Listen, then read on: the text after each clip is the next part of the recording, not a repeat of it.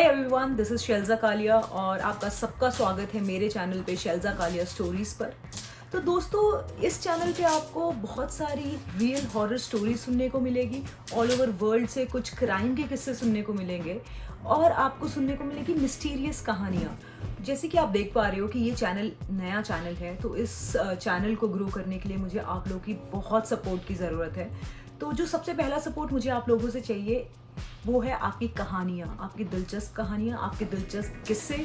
आपके साथ में अगर कोई हॉरर एक्सपीरियंस या कोई मिस्टीरियस एक्सपीरियंस हुआ है, या फिर आप चाहते हैं कि मैं कोई एक पर्टिकुलर क्राइम केस कवर करूं, तो प्लीज़ कमेंट सेक्शन में मुझे ज़रूर बताएं। और अपनी जो कहानियाँ हैं और आपके जो किस्से हैं, ये दी गई ईमेल आईडी पे आप मुझे मेल कर सकते हैं। एंड आई प्रॉमिस कि आपके जो भी मेल्स आएंगे, जो भी मुझे मेल करेगा, I will go through them and I will see कि मुझे नेक्स्ट कहानी कौन सी लेकर आनी है आपको के सामने। तो इस चैनल पे जो हम लोग कवर करने वाले हैं, थर्सडे को हम लोग कवर करेंगे हॉरर स्टोरीज और हर सैटरडे आपको मिलेगी एक ताज़ी क्राइम स्टोरी। सो फ्रेंड्स, आपसे एक बात ज़रूर मुझे करनी है कि I am really open to the feedback as well as criticism, because जितने अच्छे तरीके से आप मुझे चीज़ें सिखा सकते हैं, उतने अच्छे तरीके से कोई भी नहीं सिखा सकता। सो आई रिक्वेस्ट कि आपका जो भी फीडबैक, जो भी कमेंट, जो भी क्रिटिसिज्म है, आप आके कमेंट कीजिए and I am open to everything.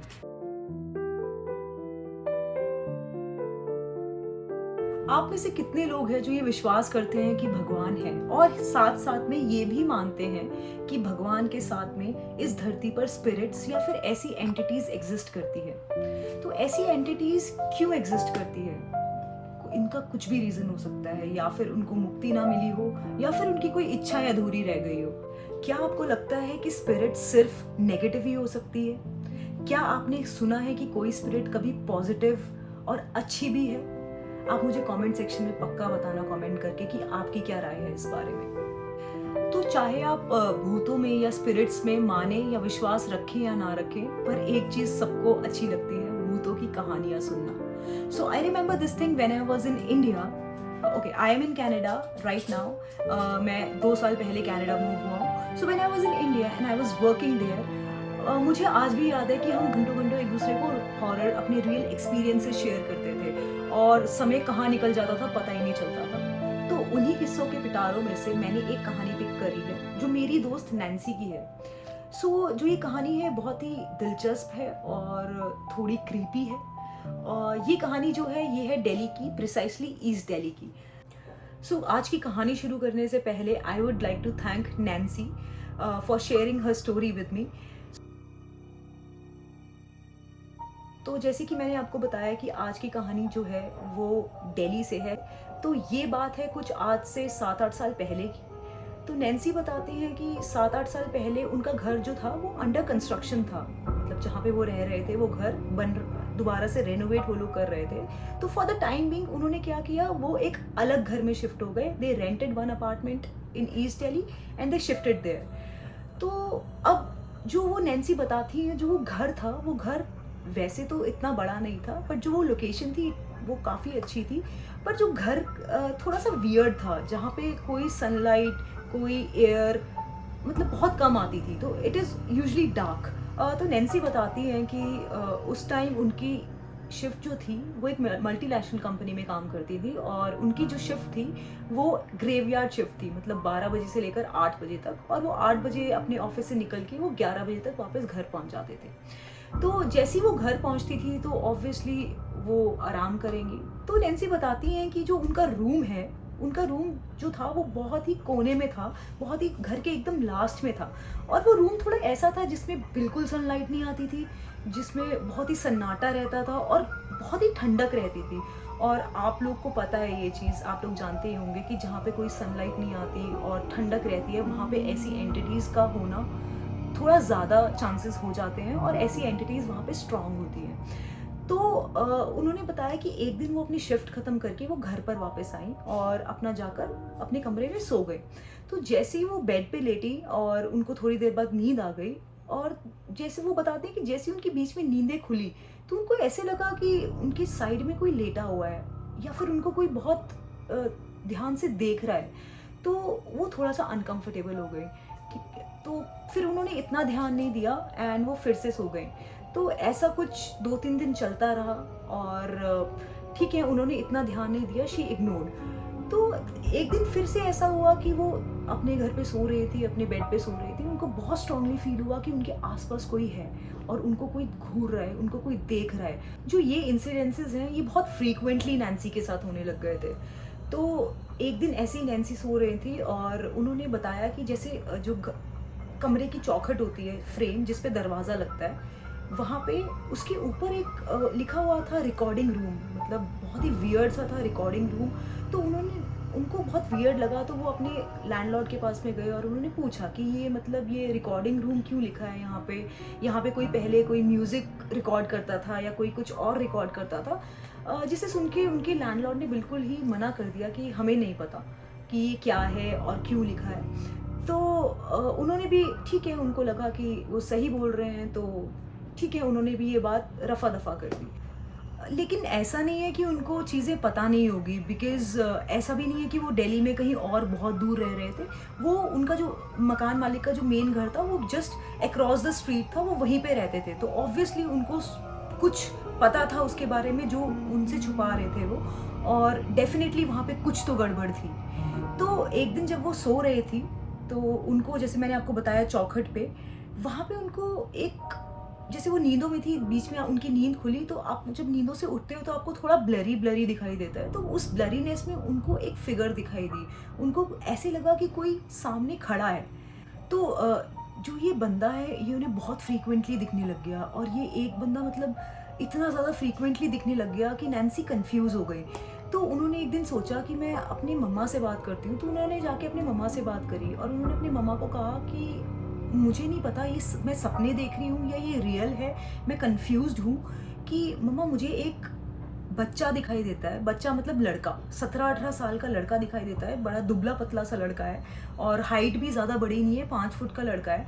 तो मुझे ये बहुत फ्रीक्वेंटली दिख रहा है या ये सपना बहुत फ्रीक्वेंटली आ रहा है। तो ये सुन के उनके मॉम एकदम शॉक हो गए और उन्होंने कहा कि ऐसा कुछ उनको भी दिख रहा है, ऐसा कुछ उनके साथ भी हो रहा है, बट उन्होंने किसी से डिस्कस नहीं की ये चीज़। तो उनके साथ में क्या होता था, उनके मॉम ने उनको बताया कि जैसे नैन्सी के मॉम के रूम था कि ऐसे बेड है और बेड के साइड में एक कर्टन लगा है, it's a kind of translucent curtain. तो एंड कर्टन की अगली साइड है वॉशरूम। तो जब भी वो सोते थे रात को, या और हाँ, एक और detail I forgot to mention, उनको जो ये एंटिटी है, ये लड़का है, ये कभी भी दिखाई दे जाता था। मतलब ऐसा नहीं है कि ये सब चीज़ें उनके साथ में रात में हो रही है या फिर शाम में हो रही है या फिर सूरज ढलने के बाद में हो रही है। मतलब उनको डे ब्रॉड लाइट में भी चीज़ें उनको ये लड़का जो है उनको दिख रहा था, दिन में भी चीज़ें उनको दिखाई दे रही थी। तो जो अब नैन्सी के मॉम उन्हें बता रहे हैं कि उनको भी उनको क्या लगा कि जैसे वो सो रहे हैं, तो उन्होंने जैसे वो टर्न करते थे उस कर्टेन की साइड, उस कर्टेन के पीछे कोई खड़ा है, वैसा ही लड़का, दुबला पतला सा लड़का खड़ा है, क्योंकि कर्टेन वॉज ट्रांसलूसेंट। तो शी वॉज एबल टू सी कि वहाँ उस साइड कर्टन के कोई ना कोई है। तो नैन्सी की मम्मी ने ये सब चीज़ें डिस्कस करी उनके पापा के साथ में, एंड उनके पापा ने भी ये चीज़ उनको बताई कि उनके साथ में भी ये हो रहा है। उनको भी एक 17-18 साल का पतला सा दुबला सा लड़का दिखाई देता है, जो घर में इधर उधर भागता है, इधर उधर भागते हुए दिखाई देता है। और जब उन तीनों को ये बात पता लगी, वो तीनों एकदम हो गए शॉक। तो नैन्सी के पापा ने बोला कि हाँ, ये सब चीज़ें होती तो है, मतलब नैन्सी लोग जो हैं, वो लोग इन चीज़ों में, भगवान में बहुत विश्वास करते हैं, पूजा पाठ में बहुत विश्वास करते हैं, तो वो ये भी विश्वास करते हैं कि हाँ, ये सब चीज़ें होती है। तो फिर जो नैन्सी के फादर हैं, वो लैंडलॉर्ड के पास दोबारा गए और उन्होंने पूछा लैंडलॉर्ड से कि यहाँ पे कुछ हुआ था क्या, हमें मतलब ऐसा एक लड़का घर में चलता फिरता ऐसा दिखाई दे रहा है। तो जिस पे लैंडलॉर्ड ने बिल्कुल डिनाई कर दिया कि नहीं, ये आपका वहम हो सकता है, मतलब ऐसा कुछ है ही नहीं है, ऐसा कभी कुछ हुआ ही नहीं है, तो ये सब आपका वहम है। तो फिर भी हम लोग उस बात पे कन्विंस नहीं थे, मतलब हम तीनों को कुछ दिख रहा था, तो कुछ तो होगा ऑब्वियसली।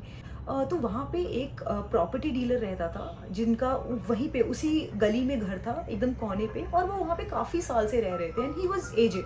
तो उन्होंने नैन्सी के फादर को ये बताया कि कुछ साल पहले यहाँ पे किसी 17-18 साल के लड़के ने सुसाइड किया था। तो दोस्तों, क्या आप गेस कर सकते हो उस लड़के ने कहाँ सुसाइड किया होगा? उस लड़के ने वहीं सुसाइड किया था जहाँ पर नैन्सी सोती थी, जो वो रिकॉर्डिंग रूम था। तभी वहाँ पे एकदम थोड़ा वियर्ड सा वहाँ पे लगता था, थोड़ा ईरी सी फीलिंग आती थी। उसी रूम में उस लड़के ने सुसाइड किया था। तो इस दौरान उनके साथ में एक और इंसिडेंट हुआ। उस टाइम नैन्सी का भाई जो था वो 7th 8th में था, काफ़ी छोटा था। तो वो जैसे हम लोग स्कूल से वापस आते हैं दोपहर को, मम्मी हमारा वेट कर रहे होते हैं, तो सेम आंटी जो थे वो किचन में थे, अपना एज यूजुअल काम कर रहे थे। अब जो ये किचन है वो उनकी जो बालकनी है, बालकनी में किचन थी, और किचन इतनी बड़ी नहीं थी। तो अब जब वो किचन का स्ट्रक्चर ऐसा था जैसे कि जो भी वहाँ पे कोई काम करेगा तो उसका जो दरवाज़ा है, दरवाजे की साइड हमेशा बैक होगी। तो दोपहर का टाइम था, आंटी अपना किचन में काम कर रहे थे और उस टाइम मिट्ठू के आने का भी टाइम हो गया था। तो आंटी को लगा कि मिट्ठू आ गया है, तो उन्होंने ऐसे कहा कि मिट्ठू तू आ गया है। तो पीछे से कोई जवाब नहीं आया। तो आंटी ने जैसे पीछे मुड़ के देखा, वहाँ पे मिट्ठू नहीं था और वहाँ पे उनको वही धुंधला सा वही लड़का दिखाई दिया, और आंटी एकदम डर गए और आंटी एकदम शॉक हो गए।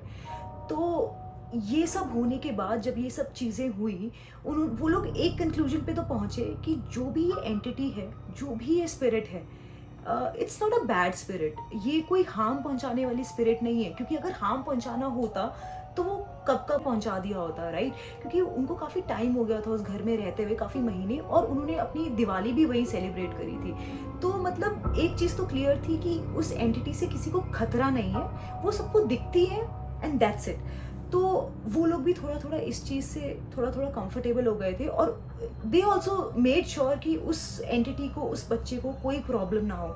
और उन्होंने भी फिर ऐसा कुछ नहीं किया कि मतलब उन्होंने ना ही जाके लैंडलॉर्ड को कन्फ्रंट किया, क्योंकि वो एंटिटी कुछ कहती नहीं थी उन्हें, कोई नुकसान नहीं पहुंचा रही थी।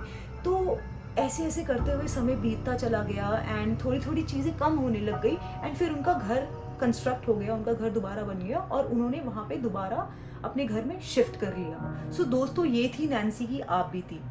तो जब भी हम हॉरर स्टोरीज़ या फिर ऐसे किस्से सुनते हैं, हमें ऐसे लगता है कि बहुत सारा ड्रामा होगा या फिर वो स्पिरिट जो है वो हमें नुकसान पहुंचाएगी, बट हमेशा ऐसा नहीं होता। कुछ स्पिरिट्स अच्छी भी होती हैं, जैसे इस कहानी में आपने सुनी। बट स्टिल जब नैन्सी ने मुझे कहानी सुनाई थी, आई फ्रीक्ड आउट लिटरली, और मुझे बहुत ही डर लगा। मतलब it's okay, I mean spirit can be friendly, but a spirit is a spirit. अब स्पिरिट दिखेगी तो सबकी फटेगी तो सही, राइट? सो ये थी हमारी आज की कहानी दोस्तों, और जो हमारी अगली कहानी मैं जो लेकर आने वाला हूँ वो बहुत ही ज़्यादा इंटरेस्टिंग होने वाली है। और ज़रूरी नहीं है कि हर कहानी में पॉजिटिव स्पिरिट ही हो, क्या पता वो शैतानी गुड़िया भी हो सकती है, क्या पता वो एक बहुत ही शैतानी स्पिरिट हो। तो उसको सुनने के लिए आप दोबारा मेरे चैनल पे ज़रूर आएँ। और आपसे एक रिक्वेस्ट है कि प्लीज़, आप भी मुझसे अपने किस्से शेयर करना चाहते हैं तो प्लीज़ मेरे दिए गए ईमेल एड्रेस पे आप मुझे ईमेल कीजिए, अपनी पूरी डिटेल में कहानी बताइए, जो नीचे दिया गया ईमेल एड्रेस है। और साथ ही साथ आपका सपोर्ट चाहिए मुझे मेरा चैनल ग्रो करने में, तो please please please like comment कीजिए। जितना आप लाइक करेंगे, कमेंट करेंगे, आपको तो पता ही है, आप सब जानते हैं, जनता सब जानती है, जितना आप लाइक कमेंट करेंगे उतना ही मेरे चैनल एल्गोरिदम्स वर्क करेंगे और मेरा चैनल ऊपर आएगा। तो आज के लिए फ्रेंड्स इतना ही, आपसे मिलते हैं नेक्स्ट वीडियो में। Take care.